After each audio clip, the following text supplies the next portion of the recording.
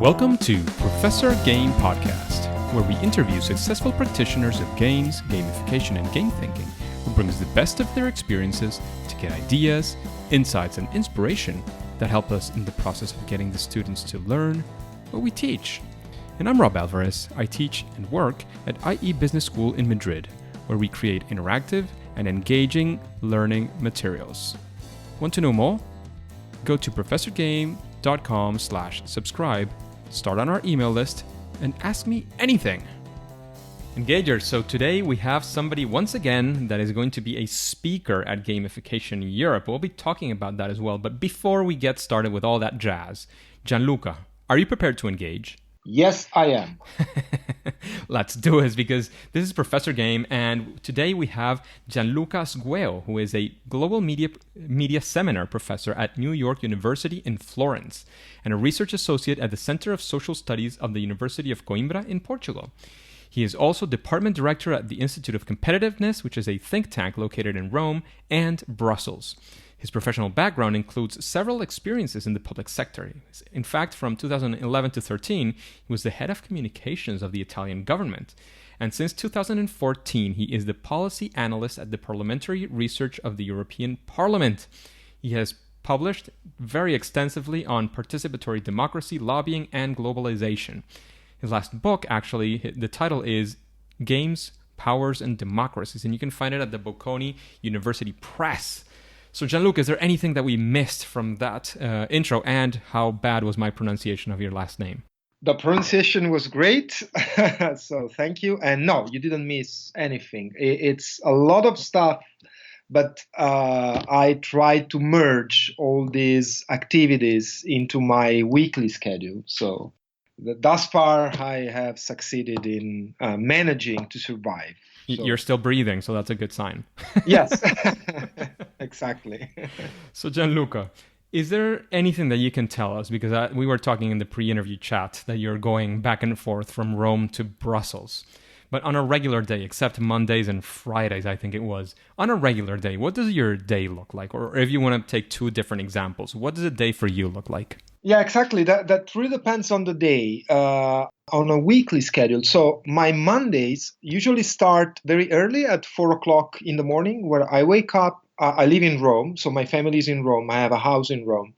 I take a train, I go to Florence, and there is my class. In Florence, I teach a course on media activism and democracy. So the class is usually on Monday. Then I go back by train to Rome. Because it's more convenient to fly to Brussels via Rome. And from Monday evening to Friday morning, my schedule is pretty much the same. So I usually wake up early in the morning and I work in the Parliament as Policy Analyst. I happen to teach in the Belgian University, actually a course on gamification. Is one of the few courses on this topic. Yes, is the college is called Vesalius College. It's actually a spin-off of the VUB. VUB is the Flemish-speaking University of Belgium. As I think you know, in Belgium there are two communities. One is French-speaking, the other is Flemish-speaking. So the Flemish-speaking university is VUB, and they have this spin-off because it's entirely in English. So we have a lot of American students. And since 2017, it started as a summer course, and then it developed into a normal one semester course. I teach this gamification in politics, communications, and business. Is a pretty broad overview of gamification. Yeah, definitely focused on your specialty as well. Exactly. I mean, I'd like to have it more focused on the public sector innovation, which is really why I started to be interested in the topic of gamification, but I'm also trying to look at other fields, because I think for students it's important to know how gamification is applied, for example, in marketing or in politics or in the media. And yeah, nothing. And then the Friday is my flight back. This semester, I will actually make a stop in Paris because I'll be teaching on Friday afternoon at Sciences Po in Paris. just because it's on the way back to Rome. So I thought that I might have a stop, and then so Friday evening I'm in Rome, and I start back. The weekend is normally with my family, and Monday it's back again to this schedule. That's great, Gianluca. I mean, there's no regular day, there's regular weeks. They're very strict, as it seems, and there's a lot of traveling involved, so you'll be like a million miler very, very soon, I guess. Well, yeah, because of budgetary constraints, when I can, I use low-cost companies, and unfortunately, they don't provide anything like that. So. No miles. No miles, no. Oh, but Gianluca, we have been hearing about all the fantastic things you do, all the places you teach at, and that's very, very interesting for us because there's a large portion of our audience is into education or instruction or learning in general. But we also want to know of a story of a time where, you were trying to either make an educational experience or maybe even in politics, as far as you can, of course, reveal, and things didn't go as expected. It was actually a fail or a first attempt in learning experience. Can you take us with you in that story and, of course, reveal as much as is possible for you? Yeah, sure. I can actually bring two examples, one from my academic background and the other one from my background in the public sector. So the first one is an exercise, a simulation that we run in Bilbao, in Spain. During the summer, there is a lobbying summer academy, which is organized by a colleague called Alberto Alemanno. And the idea is to have 20-25 lobbyists or advocates from the civic sector to be trained on the most innovative topics. And my role there is to run this gamified simulation exercise. So they simulate the role of pressure groups from the civic sector and the business sector, and they have to draft a gamified advocacy plan. So they have to try to be influential, not just with the traditional lobbying strategies, but with introducing game design into their influence strategies. That was the idea. We started 2 years ago, and the first year it was well received by the participants, but at the end of the day, we really struggled to make them aware of what we mean by game design into an influence strategy. So in that sense, it was a failure for me because the idea was I'd like you to experiment a little bit with what game design means, not just in marketing, but actually in lobbying practices. But they didn't succeed. They came out with very, I would say, effective but traditional ideas. So this year, we redesigned completely the simulation, and actually the gamification part was so the value of gamification came from the simulation itself. So we did not ask them to gamify their plans, and interestingly, some of them used some game design into their strategies. So, for example, there was a group that ideated a sort of app that could gather interest from stakeholders, and this app had some game design elements. So we improved. I feel that we still have to improve, but the first failure was really useful for us. The second case what would you say was the key learning from that first experience? What would you say is that moment, that aha moment that you said, look, this is what I got to do, and you actually went ahead, of course, and did it, and it worked? Yeah. I think that I gave for granted that they would immediately get what game design means. So normally, as a teacher, I happen to lecture on this topic, and the first reaction is, oh, this is very interesting, this is very cool, I've never heard about it, but we can really make use of it. And so in a 1 hour lecture, I can make the public, the students, aware of what gamification is and how it can be used in, for example, in government. However, my idea in the simulation was I would like to have participants using game design And so what I learned is that 1 hour is not enough. Huh. No, not at all. I mean, they get the concept, but then when they have to apply their mentality, their mental structure to their job, that is the one of lobbyists, they couldn't introduce any of what we had discussed previously in class. That's why this year we decided not to push them to use game design, just to give them a lecture about what gamification is, and then have the simulation telling them, okay, this simulation is a sort of game, so you will learn how you can learn by having fun. And interesting, as I said, they tried to apply something of what I had said before in the class. Interesting. Well, the second one is, I would say the lesson is the same. So never assume that your audience, especially if it's an audience that is not familiar with the use of gamification, never expect them to get immediately the practicalities of gamification. And this applies to the European Parliament. There is a very interesting unit, it's called Foresight Unit. They experiment with innovations in the public sector. And last year they ran a gamified exercise where we played again the roles of different citizens, and we had to think about future scenarios that the European Union could be interested in regulating. So one, in my case, was the use of artificial intelligence in the insurance sector, which is a very interesting topic. There are a lot of ideas that are also deeply concerning, for example, about privacy or ethical reasons. And again, the idea was that we would use some innovative design, including gamification. And I would say that none of us could think about how to practically implement gamification into our strategies.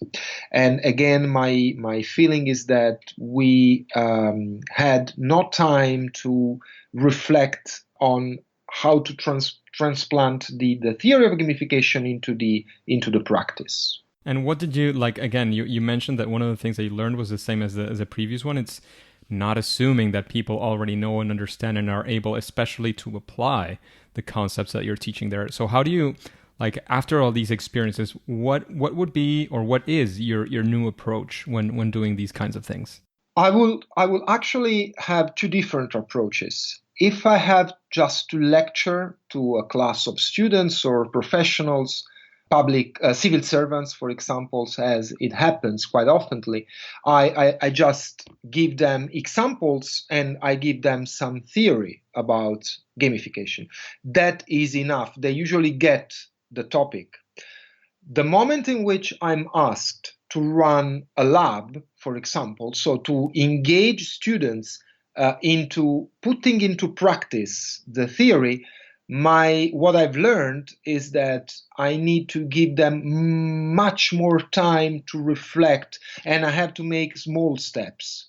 So asking them, okay, this is your goal, please gamify your strategy, never works, or they just came up with ideas that maybe are very interesting but very difficult to put into practice. So it's better to go step by step, very slowly, showing them how gamification has been used, and try to think with them on how they can introduce game design into small things. Cool. Very interesting. And of course, after learning from these two experiences, of course, you've been getting your practice better. And we would like to hear of a quick story in which, of course, you set up to tackle a big challenge and you actually succeeded, either the first or the second or the third attempt or whatever it was. And we want to be there in that story with you. We want to understand what happened, what did you learn from it, and what would you assign that key success to? Maybe it's many things, but maybe one of the key things that you would assign it to that. Do you have such a quick story? I have a quick story. It's in another organization where I teach. Is the business school of the Sole 24 Ore, which is a media group in Italy.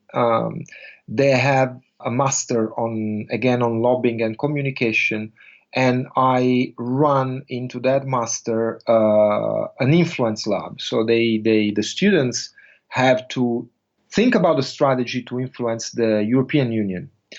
And the main exercise is about drawing what we call the power map. A power map is basically a map. So it's on a paper. You locate your main stakeholders depending on their power and how likely they are to be your allies or your opponents. So if you draw the power map correctly, you have a clear idea on what kind of strategy you should apply. And what I'm trying to do is also to show them how they can use this power map to then move to the introduction of game design. And so the success story is that at the beginning, I was putting them immediately to work, asking them, okay, start and let's see what you do. And now I moved back to a more traditional approach. So first is a little bit of theory, and then is practice. I try to explain them. I know that this is a master degree. You already went to the university, so you expect to do more practical things. However, in this field, it is very important that you master the concepts before you start putting them into practice. So it's the same thing. It's what I've really learned from all these cases that I mentioned is that in the case of gamification, which is very easy to understand, it's very easy to explain from the perspective of the teacher. It's very difficult to explain when it comes about applying it. That's my main. That's what I've learned from teaching this topic. That makes a lot of sense. And in that same line, is there any series of steps or a process that you follow when you're either teaching gamification or you're applying it to a public policy or to any project that you face? Is there, again, process steps, a framework? How do you do it? I will say that I have a 60% theory and 40% case studies. That's my first rule.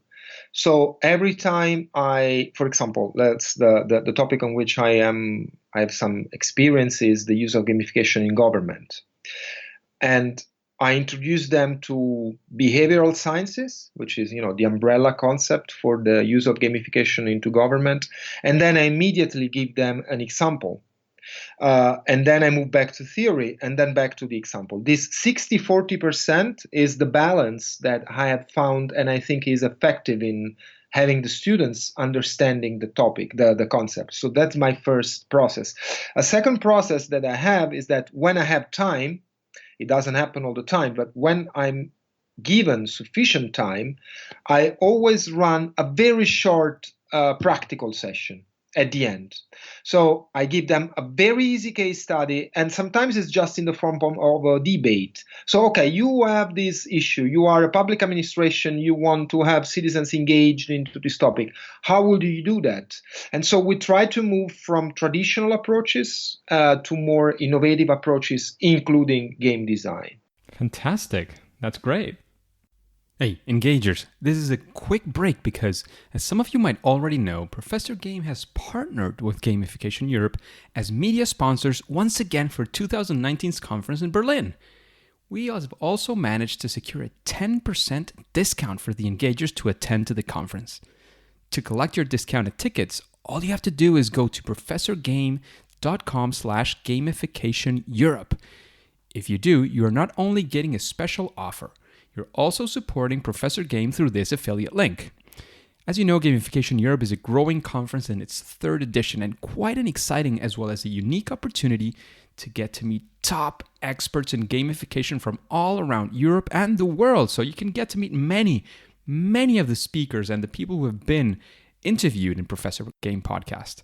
And if you haven't already, I'd also love the chance to get to meet you in person because of course I will be there. If this also sounds engaging for you, then just click pause, go to professorgame.com/gamificationeurope and get your discounted tickets. So as we've mentioned before, and especially at the start, Gianluca is going to be in Gamification Europe, and that's something that we will be talking about and that I probably just mentioned in the small break that we had. But before we get into the details of Gamification Europe, I would like to know, Gianluca, what is something that you think almost any gamification project could benefit from? Like an element, maybe a best practice, maybe a strategy, maybe something to think about. It could be completely outside the box. Is there such a thing that you would name with regards to that? Well, that's a good question. I think my first reaction to this question will be any gamification process would really benefit from having a broad overview on what has been done in the same field by other actors in terms of failure, in terms of success, in terms of traditional approaches or more innovative approaches. My understanding of the case studies that I have studied and written about in my book is that the most successful approaches, so the best plans, were those plans where the designers had studied very carefully the best and worst practices before them. Interesting. This is definitely a new for this podcast, but it's very, very. I mean, sometimes you might even think it's obvious, but even though it's obvious, I don't think you've faced many situations where people did it before, and that's why it is a success case for you. So that's a very, very good insight. Thank you very much for that, Gianluca. And changing the subject a bit more. Who would you, after listening to these questions and understanding all the things that we've been going through, who would you say is somebody that you would like to listen to in an interview like this one in Professor Game? I think there is a very inspirational scholar who has written one of my favorite books. His name is Dan Ariely. I hope I pronounce it correctly. He's a professor in the United States, and he wrote this amazing book called Predictably Irrational. Yes. You know that, yeah. Okay, so it's a big book. So and I think he's a great speaker. He's a great speaker as well. He made a very successful TED talk a few years ago, and there's plenty of videos on YouTube. And the title it tells you everything. So now it's we think. He's an economist by training, so he tells us we think that we make rational choices, so that we think about what we do in our daily lives. But actually, we are taking very irrational choices. And these irrational choices are made because we are, in a way, driven in that direction. So it's predictable, the fact that we are taking irrational choices. In a way, it kind of breaks down what economical theory in general has been throughout many, many years. But in a way, it also supports the theory. It's a very interesting approach, the one that Dan has. Absolutely, yes. So it's a great thinker. I think he opened to me a Pandora box. If my first interest in the idea of gamification, the game design, I would say, came from reading him.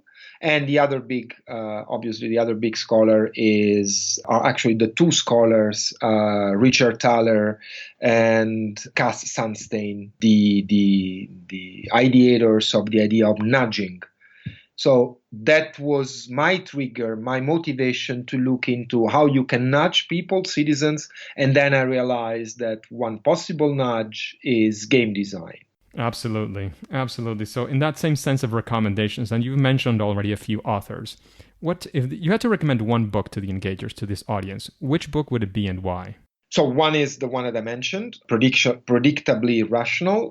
It's a great book. The other one is Nudge, the one from Thaler and Sunstein, is the very first book theorizing nudge. And then, a couple of years ago, Thaler got the Nobel Prize for his theory. Very recently, actually, the book is not super recent, it's a couple of years ago, but I just had the chance to read it carefully recently this summer. It's called New Power. Is from Teams and Heymans, two scholars, again, I think from Harvard University. And it's an amazing book about how power is shifting in our world. So they explain how the vertical use of power that we used to have until a few years ago is completely changing. And so how the new power is more distributed, more transparent in a way, and I would say more democratic. It's a very inspiring book. Fantastic. Those books sound great and very much in your field as well, Gianluca. And Yeah.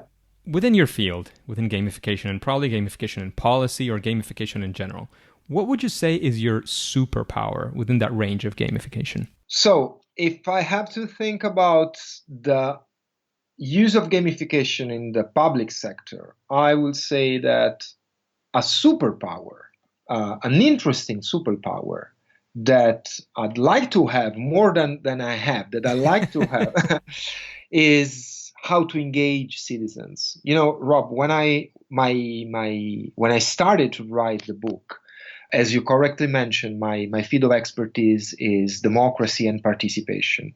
So I was really interested by these very innovative experiments by public administrators to actually engage citizens. Well, in the book, I happen to be a little bit more skeptical about it because I admit that gamification is still very innovative in governance. But if we look at gamification as a way to engage more citizens, to regain trust from citizens in the public sector, it has succeeded only on the short term, or it has completely failed. So if I had a superpower in gamification, that would be to engage, to make citizens having fun in being citizens. Wow. That's very inspiring, actually. I'm going to change from such a very inspiring mood that you're having into something radically different. Well, not so radically, and because I would like to know what is your favorite game, Gianluca? I still play this game. I started when I was 12 or 13 years old, and is Dungeons and Dragons. RPG, wow. Yes, but precisely that one. And we still play with the very original set of rules, which is super simple. You have only few dice and very simple rules. So we don't even go to the advanced Dungeons and Dragons, which is a little bit more complicated.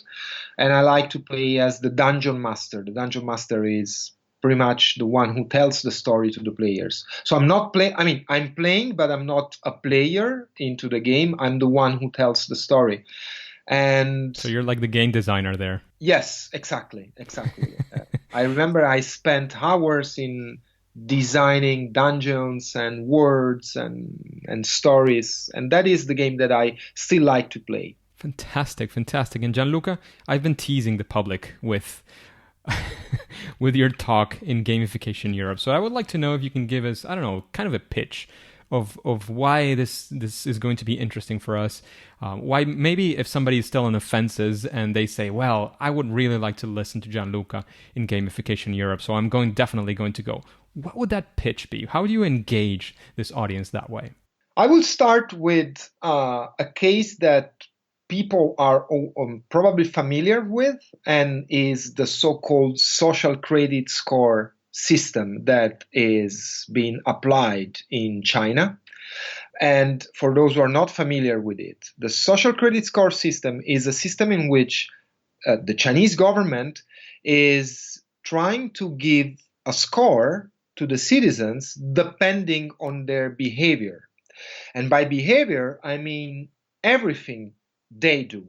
If they spend too much time watching TV or Netflix, if they share misinformation, fake news through social media, or on the other side, if they help a member of the family, or if they drive respecting the speed limits. And the whole idea, to me, is a perfect, and I would say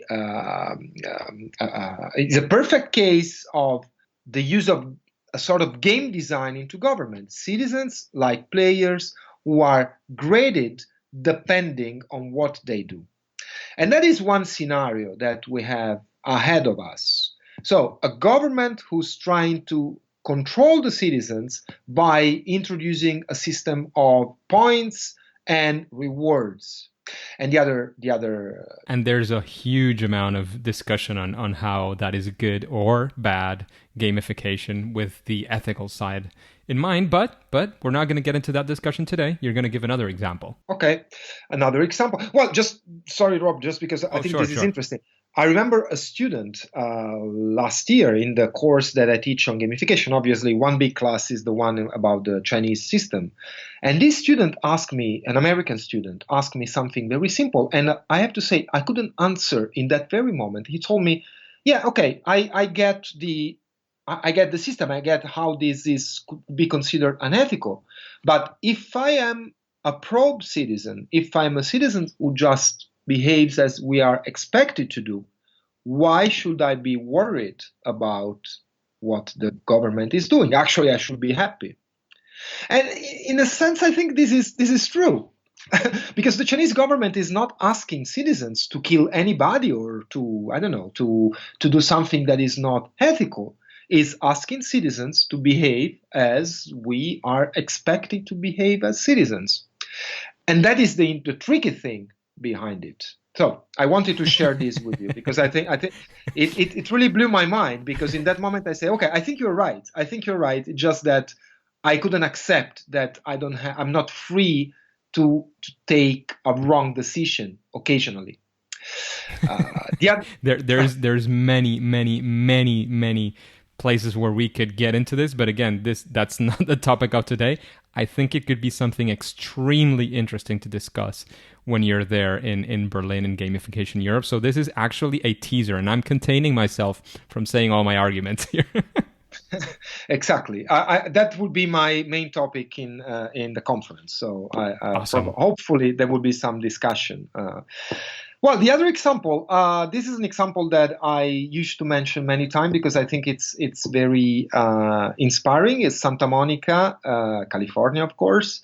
One of the typical issues of a public administrator is, again, how to engage citizens into urban planning. It's very boring. It's time-consuming. People just don't care. There are the so-called usual suspects, so people that have time and will to participate, and they dominate the participation. So what they invented is an app which replicates the same system of Tinder, the dating app.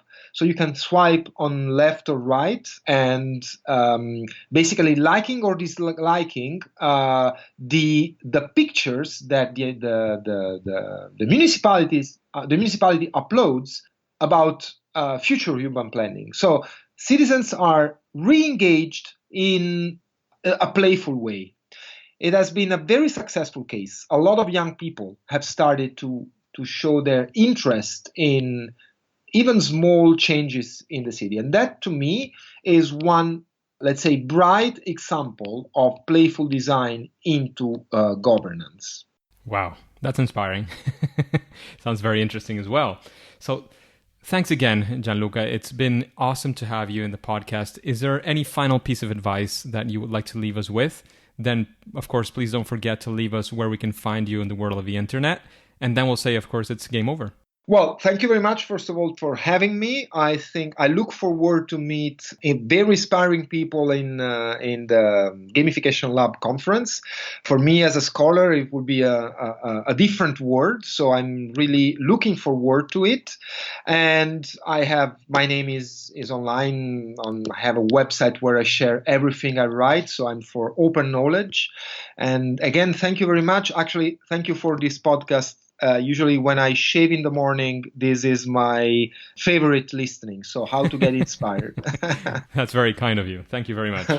Thank you very much. So once again, thank you, Gianluca, for being with us today. However, we will see you in Berlin. But for now and for today, it's time to say that it's game over. Hey, Engagers, thank you for listening to Professor Game Podcast. And if you want more details of this interview with Gianluca, all you have to do is type his name in professorgame.com in the search bar, and there you'll get all the details from this episode. There, you can also subscribe, and that way we can be in contact, and you will have exclusive access to opportunities that Professor Game might have for you.